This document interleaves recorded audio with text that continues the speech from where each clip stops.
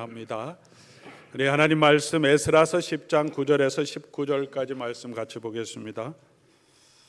저희가 매일 성경을 통해서 계속해서 함께 말씀을 묵상하며 주일 설교도 이어갑니다. 에스라서 10장 9절에서 오늘 19절까지만 함께 보겠습니다. 구약 성경 724페이지입니다.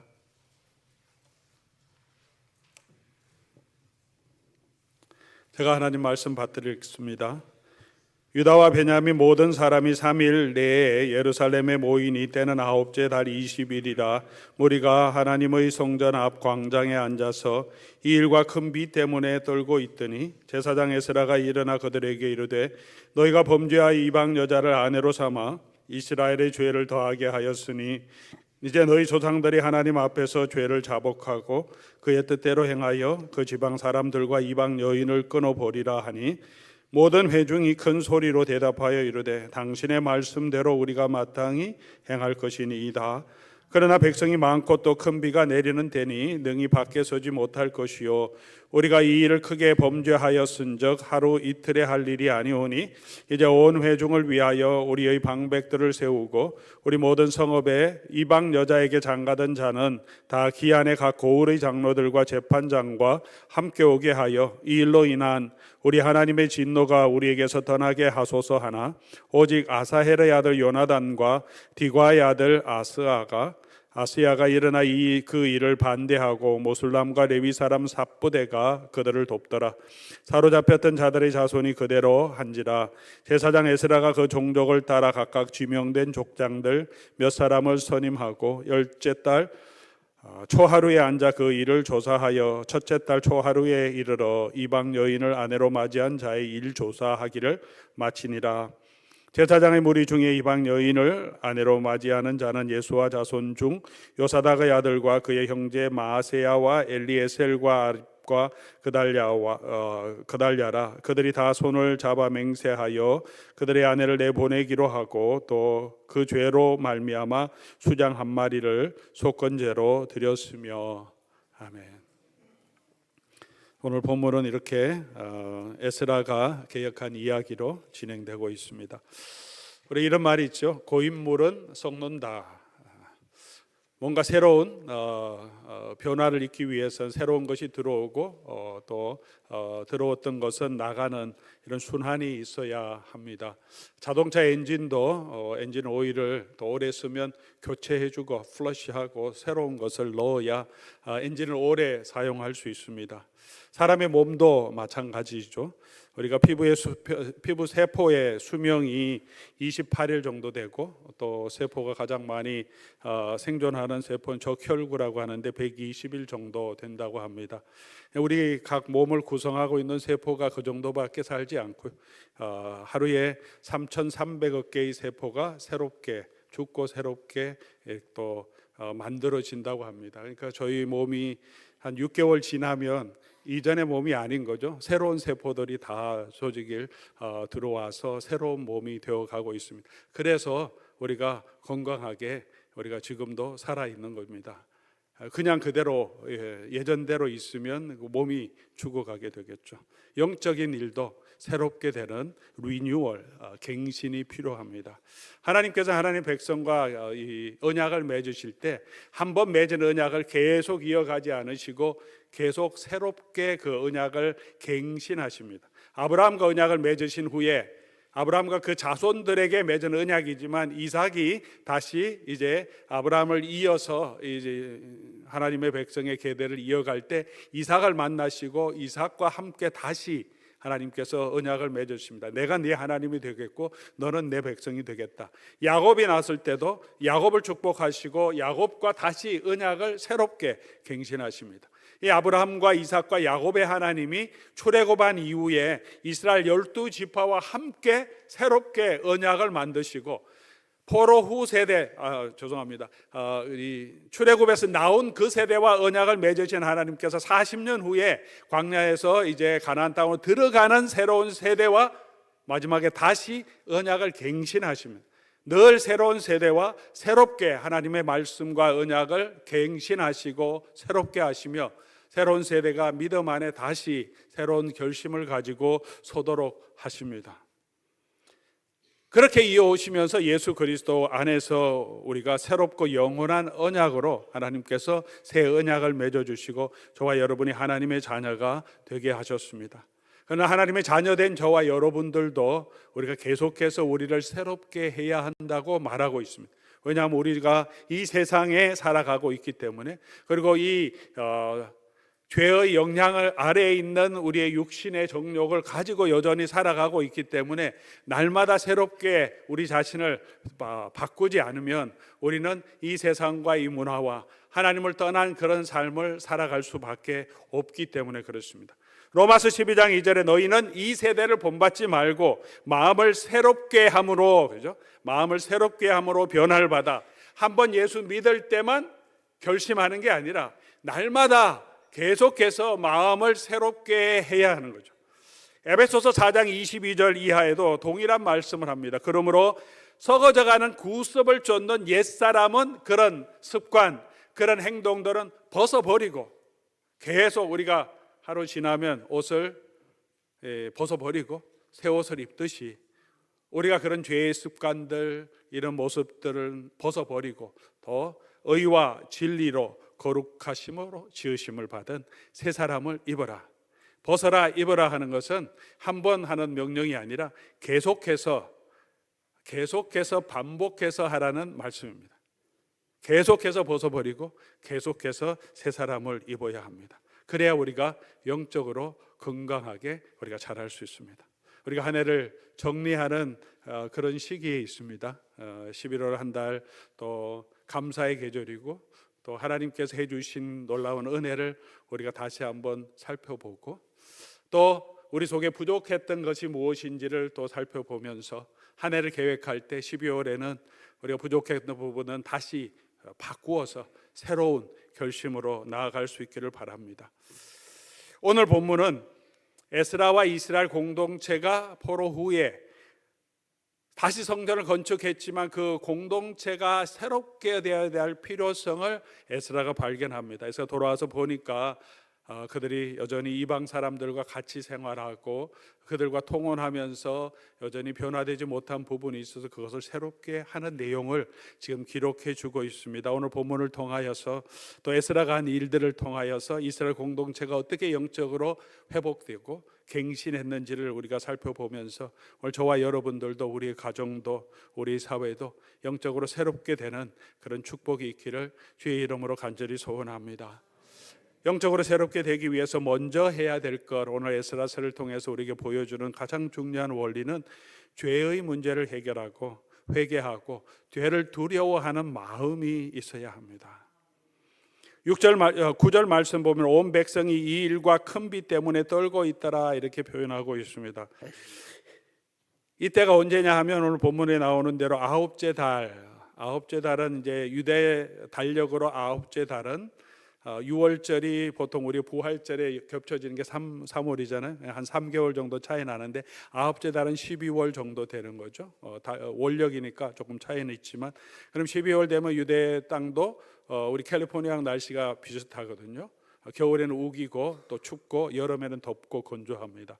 그러니까 이때는 비가 많이 오는 시기예요. 겨울부터 12월 12일, 2, 3, 4까지 겨울비와 봄비가 내리는데, 비가 많이 내리는데 굉장히 춥던, 지금도 우리가 춥지 않습니까? 우리 비를 맞으면 훨씬 더 추운데, 그렇게 성전 앞에 광장에 함께 모여서 비를 맞고 있으니까 추위 때문에 떨기도 하는데, 추위만이 아니라 오늘 본문 보니까 이 일과 큰 비 때문에 떨고 있었다. 이 일은 어떤 일입니까? 에스라가 와서 보니까 이스라엘 백성들이 이방 사람들과 통혼하며 함께 막 지내고 있는 모습들이 보면서 안타까워합니다. 이방 사람들과 그냥 결혼했다, 이게 문제가 아니라 그런 민족 순혈주의를 주장하는 것이 아니고요. 오늘 성경의 역사를 쭉 보면 이방인들도 하나님의 백성에 기꺼이 동참시킵니다. 룻이 그런 여인이죠. 모압 여인인데 룻이 하나님의 나라에 와서 다윗의 집안으로 결혼하는데 아무 문제 없습니다. 룻이 하나님만 섬기기로 결정하고 그 하나님께로 찾아왔기 때문에. 라합도 마찬가지죠. 가나안 백성이었는데, 여리고 사람이었는데 하나님을 섬기기로 하고 자기 목숨을 걸고 하나님 앞에 헌신한 여인들은 그대로 이 하나님의 메시아의 계보에 들어갈 정도로 귀하게 섬깁니다. 문제는 뭐냐 하면 이스라엘 사람들이 이방인과 함께 지내면서 그들의 습관, 그들의 문화, 그들의 가치관을 닮아가면서 그들이 섬기는 신을 자꾸 섬기며 빠지는 것이 문제여서, 그래서 이들과 함께 통혼하지 말라 그렇게 말합니다. 결혼을 통해서 두 가정이 하나가 되고, 그러면 이 가정의 문화가 막 섞이게 됩니다. 결혼할 때 그렇게 되는 거죠. 하나님 믿는 사람과 이방신을 섬기고 바알과 아세라를 섬기는 사람, 그런 사람과 함께하면 그 집안의 전체 문화, 그 다음에 자녀들 세계에도 믿음으로 신앙을 교육하기 너무 힘든 어려움이 있어서, 그리고 그런 영향을 받으면 우리의 믿음이 점점 떨어지기 때문에 그런 우리 세상과 타협했던 그런 부분들을 제거하고 하나님 앞에 예배하는 공동체로 바로 세우라는 게 이 핵심 메시지. 그 하나의 방법으로 통혼했던 것을 절교하고 내보내고 우리 공동체를 하나님을 섬기는 백성으로 지켜가자고 하는 것입니다. 사랑하는 교회 여러분, 저와 여러분의 삶에도 우리가 세상과 타협하고 적절히 타협하고 지내오는 모습들을 우리가 발견하고, 이게 죄를 죄로 알고 그거로부터 벗어나는 삶이 있어야 합니다. 우리 교회 여러분, 정말 하나님 앞에서 우리가 정말 이 죄인인 것을 우리가 정말 마음으로 깨닫고 있습니까? 오늘 이 일들이 계속 있었거든요. 통혼하는 일들이 계속 있었고 유대 지도자들도 있었고요. 돌아온 세대도 성전을 건축할 이 사람들 다 같이 참여했어요.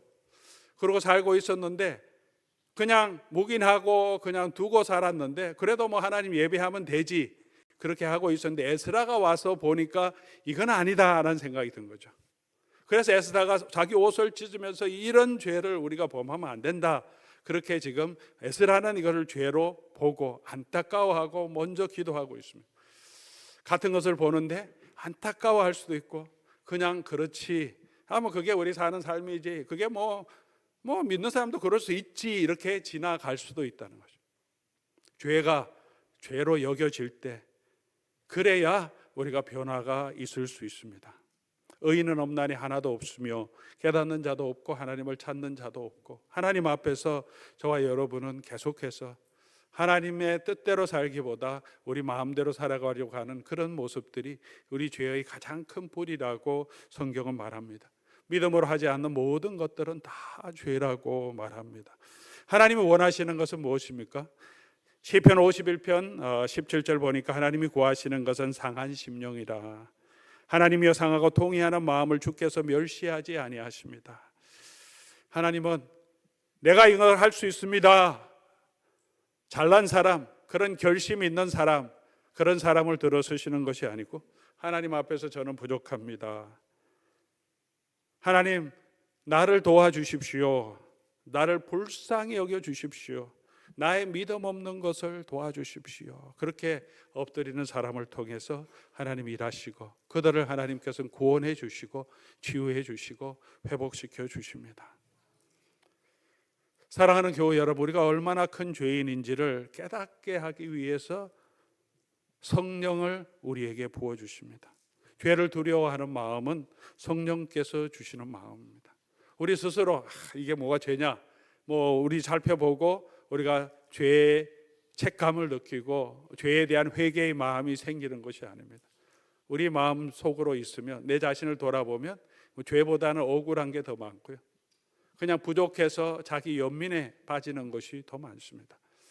스스로 우리 삶을 한 해를 돌아보면 성령의 감동함이 없으면 우리가 정말 하나님 앞에서 내가 이 정말 하나님의 도움 없이는 살지 못하는 그런 죄인이라는 것을, 오늘 집사님도 기도하셨죠. 우리가 그런 죄인이라는 것을 우리가 깨달아지지 않습니다.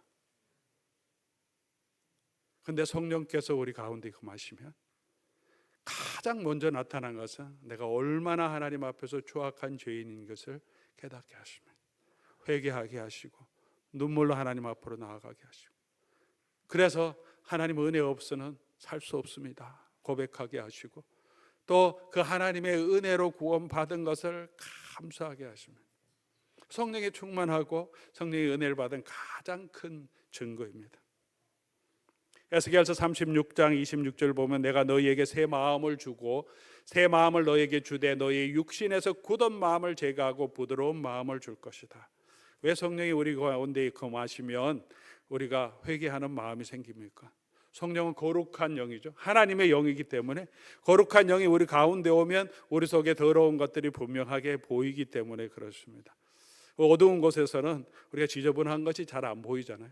근데 불을 켜면 이 지저분한 거 벌레들도 다 보이고 지저분한 것도 다 보이게 돼서 어떻게 이렇게 지저분하지? 우리가 깨닫게 되면 그곳에 살고 있었지만 빛이 없으면 알지 못하는 거죠. 저희가 인도에 있을 때 오래전의 일이긴 하지만 인도에서 저희가 사는 곳이 히말라야 산 바로 밑에 있어서 한번 트레킹을 한번 하고 싶다 그런 마음을 늘 가지고 있는데 기회가 없었는데 한 번은 이제 날을 잡고 이제 봄 돼서 눈이 좀 녹을 때쯤에 한번 가보자 조사를 많이 해봤습니다. 인도에 많은 저희 쪽에도 뭐 네팔뿐만 아니라 저희 쪽에도 산이 있기 때문에 인도에서 오는 트레킹하는 많은 컴퍼니도 있고 도와주는 사람이 있는데 대부분은 이제 산에는 이제 시설이 없기 때문에 그냥 가기를 힘듦이 높은 산을 그래서 그런 여행사에 예약하면 뭐 6일을 가든 10일을 가든 여행사에서 함께 가는 짐꾼들을 다 동원합니다. 그래서 나귀에 짐을 싣고 텐트를 다 싣고 음식 해먹을 것도 다 싣고 그리고 가는 사람은 자기 짐만 들고 이렇게 가는 거죠. 아니면 음식까지 다 들고 며칠을 갈 수 없기 때문에 그렇게 같이 가는데 돈도 많이 들고 시간도 많이 들고 그래서 찾아보니까 숙소가 있는 곳이 딱 한 곳이 있더라고요. 이제 하르키둔이라고 하는 곳인데 그건 이제 3일 길인데 중간에 이틀 잘 수 있고 맨 마지막에 꼭대기에 올라가면 이제 거기도 숙소가 있다는 거예요. 그러면 좋겠다. 음식도 있고 숙소도 있고 그래서 그걸 정해서 갔더니 이 숙소가 얼마나 열악한지 숙소가 숙소인지 그냥 건물 하나 지어놓고 저희가 이제 봄에 가서 아직 조금 여행 성수기는 아니어서 그런데 뭐 이불도 새까맣고 음식도 호텔 옆에 숙소가 있다는데 이게 호텔이 아니어서 호텔 옆에 원박 같은 거에서 감자, 달걀 이런 거밖에 없어요. 닭도 없고 그래서 계속 걸어가야 되는데 얼마나 힘들었는지 모르면 마지막 저희 1800m에서 4500m까지 이렇게 3일 걸어가는데 마지막에 너무 힘들어 갖고 먹는 게 없으니까 그래서 숙소가 있다고 해서 저희가 음식도 안 가져갔어요. 별로 안 가져갔어요. 얼마나 힘들지. 아내는 중간에 도저히 한참 가다가 이틀 후에 중간에 도저히 못 가는 거예요. 저도 너무 힘들고 그래서 이제 이틀날 너무 힘들어서 그 동네 마을에 있는 청년들을 조금 수소문해서 우리 백팩도 힘들어서 백팩 좀 덜어달라고 그렇게 해서 갔는데 그분이 백팩 먼저 갖다 놓고 못 가니까 내려와서 마지막 한 1마일 정도 남았나 도저히 못 일어나니까 지금 해가 지면 큰일 난대요. 비가 오려고도 하고 있고 해가 지면 지금 여기서 지금 생명 위험이 있을 수 있으니까 그 친구가 이제 아내를 업고 갔어요. 맨 마지막에 올라가 저녁이 다 됐는데 들어가서 그곳에 있는 거 겨우 뭐 음식 먹고 잤는데 아침에 일어나서 보니까 이불이 아니라 얼마나 새까만지 한 번도 안 빠른 것 같아요. 막 이불이 이렇게 두껍게 만들어놨는데 얼마나 꾀져자고 새까만지 그걸 덮고 잤다는 게 너무나 힘들 정도로 수많은 사람들이 거기 왔다 갔다 하면서 자는데 아침에 해가 들어오니까 그 더러운 것들이 다 보이는 거죠. 그전에는 몰랐는데 그냥 거기 그냥 너무 피곤해서 그냥 그거 다 덮고 잤는데 아침에 도저히 다시 자라 그러면 다시 들어가기도 싫을 정도로 얼마나 지저분한지. 거룩한 성령이 우리 가운데 계실 때 우리가 그냥 아무것도 아니라고 생각했던 것도 정말 하나님 앞에 얼마나 큰 죄인지 깨닫게 해주십니다. 아마 그런 경험이 하나님의 은혜를 경험한 분들은 아실 겁니다. 그냥 나는 잘 살아가고 있다고 생각했는데 하나님의 은혜가 우리 마음속에 비춰보니까 그게 아니고 그 내 욕심대로 내 주관대로 그냥 내가 내 힘으로 살아가려고 바둥바둥하며 살아왔던 그런 정말 믿음 없는 모습들을 하나님 보이게 하시면 내가 잊어버렸던 모든 죄도 다 드러나게 하시고 그 죄를 위해서 오신 예수 그리스도의 은혜로 저와 여러분을 채워주십니다. 우리가 회개하기 위해서는 성령의 은혜가 필요합니다. 그 은혜를 얻기 위해서 우리가 할 수 있는 것은 하나님 앞에 기도하는 거죠. 그리고 하나님의 말씀으로 하나님께로 다시 돌아가는 길밖에 없습니다.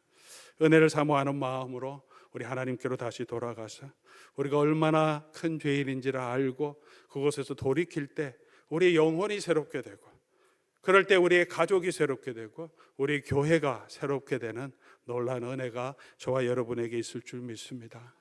한 해를 돌아보면서 우리에게 주신 하나님의 베풀어 주시는 은혜도 생각하고, 또 우리 속에 무너졌던 하나님과의 관계는 없는지, 그냥 세상과 적절하게 끊어야 하는데 끊지 못하고 적절하게 죄인 줄 알면서도 세상적인 것인 줄 알면서도 그냥 타협하고 살아갔던 부분은 없는지를 돌아보고 우리 하나님 앞으로 다시 돌아갈 수 있기를 바랍니다. 회개하는데 가장 중요한 것은 고백하는 것입니다. 회개는 고백이 있어야 됩니다. 요한 1서 1장 9절 우리가 잘 아는 말씀이죠. 만약 우리가 우리 죄를 자백하면 confess, 인정하는 거예요. 자백하다는 것은 내가 잘못됐습니다, 하나님이 옳습니다, 인정하는 거예요. 오늘 본문에도 나오죠. 11절, 이제 너희 조상들의 하나님 앞에서 죄를 자복하고 우리가 했던 게 잘못되었습니다, 인정하는 것이 필요합니다. 그냥 마음으로 내가 이러면 안 되지가 아니라 입술로 분명하게 고백하기를 원하십니다. 이거는 잘못입니다, 내가 잘못했습니다. 그럴 때 우리 마음속에 하나님이 주시는 위로와 평강과 기쁨이 있게 됩니다. 우리 아이들 키워보다 보면 우리도 잘못할 때가 있지만 특별히 아이들하고 생활하다 보면 훨씬 더 그런 것을 분명하게 나타낸다. 아이들 좀 순수하니까요. 아이들이 잘못한 일이 있어서 야단을 치죠. 훈육을 하고 벌도 주고 야단을 치는데, 아이가 정말 자기가 잘못했다고 얘기하기 전까지는 이 텐션이죠, 이게 안 없어집니다. 자기도 그냥 내가 왜 맞아야 되고 내가 왜 이렇게 힘들어, 엄마는 왜 나한테 이렇게 해, 아빠는 그렇게 하면서 억울하고 분한 생각이 꽉 차 있어서 자기 잘못을 생각하지 못합니다. 그런데 언제 이 아이가 무너지고 또 관계가 회복되고 아이의 마음에 피스, 평안이 있으면 하면 고백할 때, 그렇죠. 잘못했다고 I'm sorry, 내가 잘못했어요 라고 말할 때 언제 울음이 터지냐, 그때 울음이 터지죠. 잘못했다고 하는데 매맞을 때도 아니고 잘못했다고 할 때 이 아이의 마음이 무너집니다. 무너지는 게 아니라 회복되는 거죠. 내가 잘했다고 버티는 것이 아니라 잘못을 인정하면 새로운 질서가 생기고 평안이 있습니다. 우리가 하나님 앞에서 우리가 우리의 죄를 인정하고 내가 잘못됐고 하나님이 옳습니다라고 하나님 앞에 나아가고 인정하고 고백할 때 우리 마음속에 평안이 있는데, 그러지 않고 계속 하나님과 씨름할 때가 있습니다. 왜 이건 안 하고, 왜 이건 이렇고, 왜 이건 안 줍니까? 왜 나에게는 이런 어려움만 주십니까? 계속 하나님과 이 신경전이죠. 그렇게 하면 마음의 평화가 없습니다. 그러나 그게 아니라 우리의 죄를 깨닫고 내가 하나님 앞에 회개하고, 그렇습니다, 제가 잘못했습니다, 제가 죄인입니다 고백할 때 우리 마음속에 하나님이 주시는 평강, 하나님이 주시는 은혜로 채워주시면 그곳에서 변화가 시작됩니다. 우리 삶에 기쁨이 있고 이제는 쉼을 얻게 되고 하나님이 주시는 평강이 있게 되고, 그래서 우리가 기쁨이 회복되고 다른 사람 조금 더 이해할 수 있게 하고 용서할 수 있게도 하나님께서 인도해 주십니다. 죄를 죄로 알고 고백하며 하나님이 주시는 은혜를 경험하는 저와 여러분 될 수 있기를 바랍니다. 두 번째로 또 중요한 원리, 또 한 가지 회개의 원리 중에 하나는 공동체의 죄를 함께 회개하는 것입니다. 에스라가 자신이 범죄한 건 없습니다. 자신이 이방 여인과 결혼한 것도 없습니다. 그런데 우리의 죄라고 생각하고 에스라가 자기 옷을 찢고, 여러분 옷을 찢으십시오, 그렇게 하지 않습니다. 자기가 먼저 겸비해서 하나님 앞에 금식하면서 하나님 앞에서 엎드려서 기도합니다. 우리 죄를 용서해 주십시오. 느헤미야도 그렇게 성벽이 무너진 것을 보고 애통하며 기도하며 우리 조상들의 죄가 이렇습니다, 하나님 용서해 주십시오 하면서 맨 마지막에 느헤미야 기도하는 것은 나와 내 아버지 집이 범죄했습니다 라고, 이것이 나의 범죄이고 나의 죄임을 고백합니다. 우리가 기도할 때, 우리가 하나님 앞에 나아갈 때, 우리가 회개할 때 우리의 문제뿐만이 아니라 공동체의 문제를 붙들고 그것이 나의 부족함에서 나온 것임을, 나도 함께 하나님 앞에 잘못한 것임을 인정하고 같이 기도하는 회개가 필요합니다. 이것은 누구 때문이다, 이것은 남편 당신 때문이야, 우리 부모 때문이야, 우리 자녀들 때문이야 라고 말하는 것이 아니라, 교회 지도자들 때문이야, 어떤 성도들 때문이야 라고 말하는 것이 아니라, 부족함이 있다면 나도 그 책임이 있다는 것을 깊이 인정하고 같이 하나님, 내가 범죄했습니다 라고 하나님 앞에 엎드리는 그런 신앙의 자세가 필요합니다. 그럴 때 하나님께서 그 기도를 통해서 공동체를 회복시켜 주십니다. 오늘 우리 가정에, 우리 자신의, 우리 부부 관계에, 또 우리 교회에 크게는 우리 공동체에 문제가 있다면, 우리 다른 사람 비난하기 전에 이것이 나의 책임인 것을 우리가 인정하고 함께 엎드려 기도하는 저와 여러분 될 수 있기를 바랍니다. 마지막으로 기도하는 것뿐만 아니라, 회개하고 하는 뿐만 아니라, 회개는 행동으로 나타나야, 행동이 바뀌어야 참된 회개임을 오늘 본문은 보여주고 있습니다. 회개라고 하는 단어, 히브리 단어의 뜻은 가다가 돌아온다는 뜻입니다. 슈브라고 하는데 return 하는 거죠. turn around 하는 거예요. 돌아오는 것. 헬라 단어는 마음을 바꾸다는 뜻입니다. 메타노이아, 그래서 메타 바꾸고 마음을 바꾸는 것. 우리 마음이 바뀌고 우리 행동이 바뀌어져야 합니다. 마음으로만 아쉬워하는 것이 아니라 행동이 바뀌어지는 곳으로 나아가야 합니다. 구약 신약 성경의 탕자의 비유를 통해서 회개가 어떤 것인지, 하나님의 은혜가 어떤 것인지 우리가 잘 보여주는 비유죠. 탕자가 아버지를 떠나서 인생의 가장 비참함을 경험합니다. 거기서 내가 이렇게 비참한가 이제 깨달았죠. 당연한 거다. 내가 하나님 떠나서, 아버지 떠나서 이렇게 된 거 당연한 거다. 이거는 당연히 내가 겪어야 하는 거야. 그래서 그 고난에서 그냥 계속해서 되지만 열심히 치고, 인정하면서 되지만 열심히 치고 있었다면 회개가 아니죠. 그거는 회개가 아닙니다. 그건 자책이죠. 자기 연민이라고 할 수 있습니다. 진정한 회개는 그것을 깨닫고 어떻게 합니까? 일어나서 다시 아버지 집으로 돌아오는 것입니다. 잘못되었다는 걸 깨달으면 그냥 알고, 아이고 이거 내가 어떻게든지 만회해봐야 되겠다, 아니면 내게 주어진 당연한 벌이라고 생각하고 내가 이 고난을 그냥 견뎌야 되겠다가 아니라 돌이키라는 거죠. 하나님께로 돌아오는 것이 회개입니다. 오늘 에스라와 그 백성들은 그렇게 이방 여인들과 결혼하고 그들과 함께 지냈던 게 잘못입니다 라고만 하지 않고, 실제적으로 구체적으로 그곳에서 돌아서기 위해서 일을 합니다. 먼저 그렇게 돌이키기 위해서 하나님의 말씀을 들었습니다. 에스라가 하는 말을 들었습니다. 12절, 우리가 당신의 말씀대로 하겠습니다 하고 말씀을 듣습니다. 회개의 방향은 우리가 어느 쪽으로 돌아서서 회개해야 됩니까? 동쪽으로 가야 됩니까? 서쪽으로 가야 됩니까? 우파가 되어야 됩니까? 좌파가 되어야 됩니까? 우리가 어떻게 돌이켜야 하느냐? 우리가 돌이키는 것은 하나님이 있는 방향은 어디냐? 하나님의 말씀으로 돌이켜야 합니다. 하나님의 말씀을 우리 마음속에 가져야 합니다. 말씀이 내가 마음대로 말씀을 해석하는 게 아니라 말씀이 하시는 대로 내가 그 말씀을 듣고 순종하는 삶이 우리가 돌이키는 것입니다. 오늘 이 말씀을 듣고 또 그 말씀을 가지고 우리 자신을 점검하고 살피고 그 말씀대로 우리를 바꾸어 가는 것이 진정한 변화의 시작입니다. 듣고 잊어버리는 것이 아니라, 그리고 그렇게 하기 위해서 결심이 있어야 됩니다. 12절 말씀, 우리가 말씀대로 행할 것입니다 라고 사람들이 결심하며 고백합니다. 작심삼일이란 말이 있습니다. 여러분도 그렇게 하고 있습니까? 작심삼일 잘 실천하고 계십니까? 이렇게 물어보면 안 되는데 그런 마음이 있어요. 사람이 다 비슷하니까 믿는 성도들의 용어가 아니고 그냥 일반적인 사람들의 용어죠. 결심을 하는데 다 그런 마음이 있는데 지속하기는 쉽지 않다는 거죠. 왜냐하면 새롭게 바꾼다는 것이 쉽지 않은 것이기 때문에 그렇습니다. 연말에 이제 한 돌아보고 새해 새로운 결심하죠. 올해는 내가 매일 성경 계속 묵상하겠다, 성경을 일독하겠다, 뭐 다른 여러 가지 영적인 결심을 하는데 다 이어가지 못할 때가 있습니다. 그래도 우리가 결심해야 합니다. 작심삼일이 문제면 3일마다 결심하면 그 사람 인생이 변합니다. 그냥 계속 다시 결심하면 되는 거죠. 계속해서.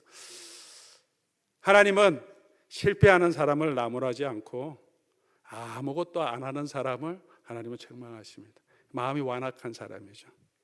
잘못했다고 하면서 이래 살아도 안 된다고 생각은 하면서 변화가 없고 결심이 없는 사람 하나님 책망하십니다. 하다가 안 되는 사람 하나님 기뻐하시고 또 그 사람들 붙들어 주시고 할 수 있도록 하나님께서 은혜를 주십니다. 하고자 하는 마음이 있으면 우리에게 소원을 두시고 행하게 하시는 분은 하나님이십니다. 결심하고 우리 삶이 철저하게 구체적으로 바꿔갈 수 있기를 바랍니다. 오늘 본문 말씀 보니까 17절 보니까 이제 이방 여인들과 함께 결혼한 사람 조사를 시작합니다. 1개월 넘게 다 조사합니다. 살펴보는 거죠. 그리고 이제 한 사람 한 사람 이제 그 결심을 하도록 이끌어 갑니다. 그 내용이 이제 19절 후반부에 쭉 나오는 이하에 나오는 내용입니다. 우리가 회개하는 것도 그냥 순간적으로 회개해야 되겠다 마음으로 드는 것이 아니라 살펴봐야 합니다. 무엇을 내가 바꿔야 하는지, 내가 잘못한 것이 무엇이 있는지, 세상과 적적이 타협하고 있는 것은 무엇인지, 무너진 것은 무엇인지, 우리 11월, 12월 동안 우리 자신을 한 달 동안 잘 조사해보고 어떤 부분에서 내가 바꿀 수 있는지 구체적인 계획을 세우고 실천해 나가면서 조금씩 저와 여러분의 삶이 바뀌어지고 그렇게 바뀌어진 성도를 통해서 교회가 변화되는 놀라운 은혜가 저와 여러분에게 있을 줄 믿습니다. 교회학을 전공하고 또 가르치는 많은 분들, 또 교회를 연구하는 많은 분들이 이런 말씀을 합니다. 우리 성도들 중에 30% 예배하는 여러분 중에 30%만 마음을 다해서 예배하면 예배 분위기가 바뀌어진다고. 나머지 70%는 그냥 30%를 따라오게 된다고 말합니다. 모든 성도가 다 마음을 다해서 예배하는 게 아니라 여기 계신 분 중에서 30%만 말씀에 아멘으로 응답하고 찬양하고 정말 뜨겁게 하나님 앞에 예배드리면 예배 전체 분위기는 바뀌어진다는 것입니다. 교회도 마찬가지죠.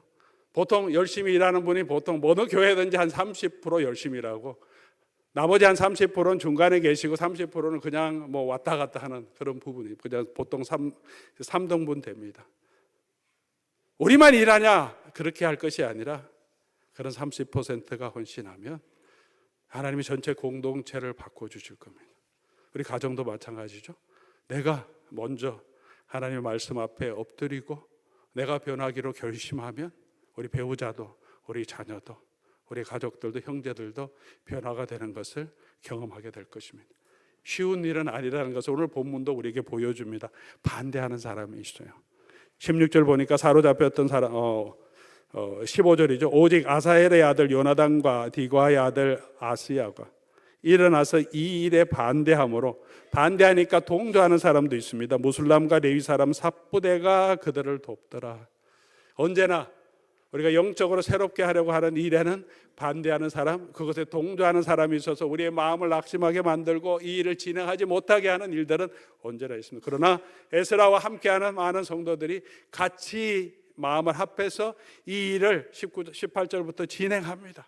그렇게 하면 하나님께서 함께 하신다고 아주 좋습니다. 사랑하는 교우 여러분, 여러 가지 반대도 있고 어려움도 있고 우리 자신이 변화되어야 하는 그런 모습도 있지만 우리 한 해 마지막에 우리 자신을 다시 한번 돌아보면서 우리 부족한 부분, 하나님 앞에 하나님과 떠났던 부분, 세상과 타협하며 그냥 적절하게 그냥 묻혀두고 살아갔던 부분들을 다시 한번 살펴보고 성령의 주시는 감동함으로 죄로 깨닫게 하고 바꾸기로 결심하고 구체적으로 행동해 나가서 저와 여러분의 삶이 이제 하나님 안에서 더 큰 은혜와 더 큰 축복을 누리는 복된 축복의 삶이 될 수 있기를 주의 이름으로 간절히 소원합니다. 우리 오늘 이 말씀 기억하시면서 우리 함께 찬송하면 좋겠습니다. 마음이 상한 자를 고치시는 주님, 우리의 마음을 새롭게 하사 부흥케 하옵소서 하는 마음으로 우리 함께 찬송하고 기도하겠습니다.